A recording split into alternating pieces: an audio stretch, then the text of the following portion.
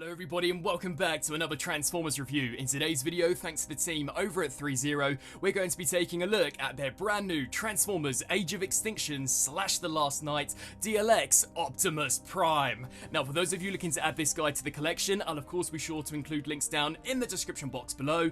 And at this point, you guys all know how I feel about Threezero. I truly think they create some of the best premium collectibles out there, and as far as their Transformers line goes, it's literally unmatched. Now I actually have the premium scale version of this guy, and when it was announced, I was quite intrigued to see whether or not this would match the level of awesomeness that original figure has, and well, I think it may have slightly exceeded that, especially in the engineering department. So here we have Optimus, based on Transformers 4 and Transformers 5, arguably the more intricate live-action movie design of him, and again, they've done an amazing job. So as we take a look here at the head sculpt, as you guys can see, the painting and the sculpting never fails to amaze, and I've also activated the LEDs just so you can appreciate the optical detail that we actually have here for Prime. I think this is one of the best eye sculpts we've ever seen for a DLX figure, maybe matched by their Transformers 5 Bumblebee, but that looks so cool. For those wondering, it is two AG13 batteries that do pack into the head, but smashing detail, that looks sick. And to turn it off, you simply do just press the crest, but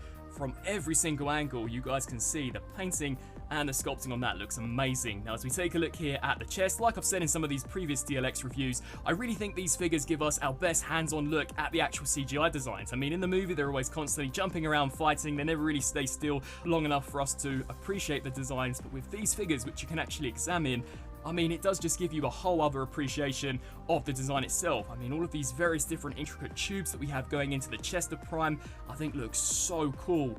And the chest in itself is just sick looking. We do get some gauntlet details, so we get the massive kind of shoulder pieces, of course, very Knight-esque, and the gauntlets here multi-layered as they were in the movie, and you can see some of that flame detail, which is a carryover from the truck mode. But just working our way down here to the thighs, very thick and robust, more Knight detailing, kind of the Knight skirt pieces, some awesome metallic red tubes, which really do look fancy in person. And then as we just take a look here at the shins, one of my favourite parts about this figure, the amount of layering that has actually gone into these is nuts. There appears to be kind of an entire mechanical sculpt under this piece of armour, and you can see that through kind of these tiny little gaps, completely painted and sculpted. It really does look extraordinary, and we get some sick looking Cybertronian glyphs, the feet as well. Considering it's the base of the figure, I wasn't expecting them to pack as much detailing into them as they have, but even the soles of the feet, fully painted and sculpted. And then as we flip around to the back of Prime, this is just a whole other level of awesomeness. So we do get the smokestacks, one of the few pieces of the truck mode which was actually carried over for the robot mode design in the film, but these look so cool. The way they're angled as well, they kind of swoop forwards and then backwards. We get a really nice singed effect on that, and you can see the detailing that we have for the back of the head, very reminiscent to how it appeared in kind of the first trilogy of Bay films. But we get the gas cans there, which look insane. Loads of detailing here. I mean, the spine, when we actually get into the articulation, is near enough mind-blowing. And you can see here for the back of the thighs, sick looking red paint, loads of detailing for the back of the knees. I mean, these are actual proper hinge joints, and you literally wouldn't think this guy could articulate the way he does. That is so nicely done.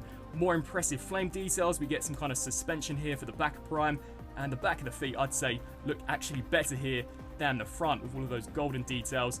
Loads of sculpt work. It's just such an amazing looking piece. Now articulation wise, this is one of the areas which I think massively exceeds the premium scale version. So we do get a double ball joint here out of the head and the neck, so this can look up and down, so you can really create that scene towards the end of Age of Extinction where he is coming for his creators. It can also tilt left to right and rotate side to side. Now as we come here to the shoulders, there are a few pieces you're going to want to kind of get out of the way just to prevent any paint chipping. So the shoulder pieces themselves will rotate this way. We can then take this, hinge it out to the sides. These tiny sections are also articulated, and that will allow the butterfly joint to go forwards and backwards, which is sick. It can also hinge upwards at 2 points, so one here at the armpit and then one at the actual shoulder itself, so that there is a fantastic range. We also do get a rotation out of the bicep, double jointed elbows. Now there is die cast in this guy, not as much as some of their past releases, but it definitely does help to reinforce some of the joints, so this can bend a little past 90. We do get a ball joint here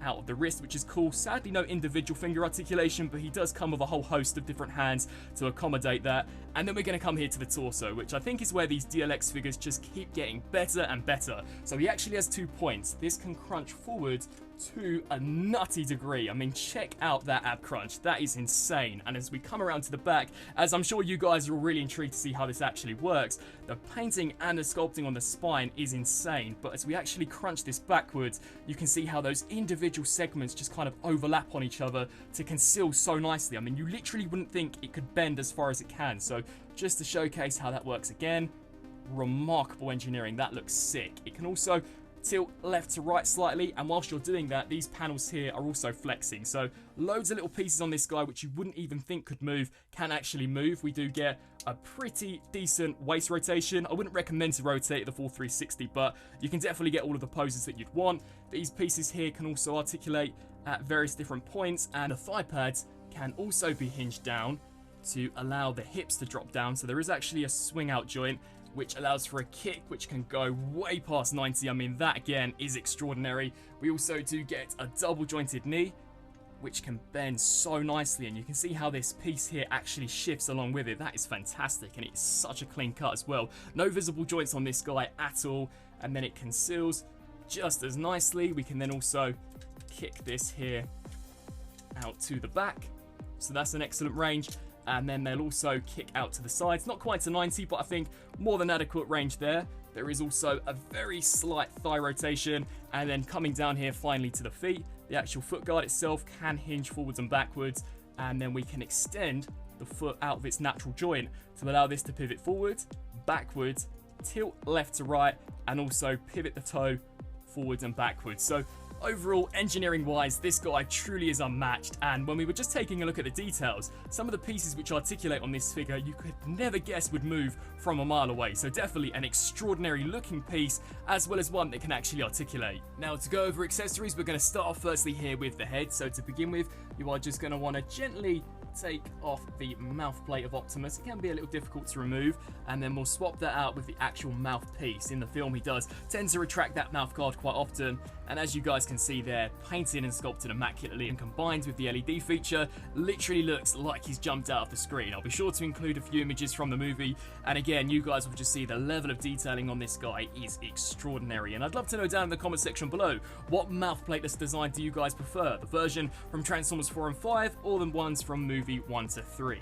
Now, considering this is the Transformers 4 and 5 Optimus, we do get included the Sword of Judgment, which looks insane. So much like the figure itself, painted and sculpted immaculately, some very nice Cybertronian hieroglyphs. Would have been cool to have seen them actually sculpted on instead of painted on, but considering the scale, I imagine it maybe would have turned out a little sloppy. But overall, that Sword of Judgment is looking nuts, especially as we come down here to the handle. It can be held and placed in many different ways all over Optimus, so you can have it in the classic kind of him actually holding it, you can have it swung over the back of Prime with a few additional adapters, or alternatively, you can also combine it with the shield, which we'll take a look at in just a second, and again, also stow that away on the back, which is really nice. And talking of the shield, here we have it. Now, I think officially this is called the Sentinel Shield. I mean, this thing in itself looks nuts. The amount of detailing that they were able to pack into this is amazing. I love the flame details. Of course, again, a carryover from the truck mode. Much like the sword, we get various different painted Cybertronian hieroglyphs which look cool, and even flipping it over to the underside, again, that reveals some immaculate looking paintwork as well as sculpt work. Now, if I were to be critical, sadly there isn't an option for you to actually convert this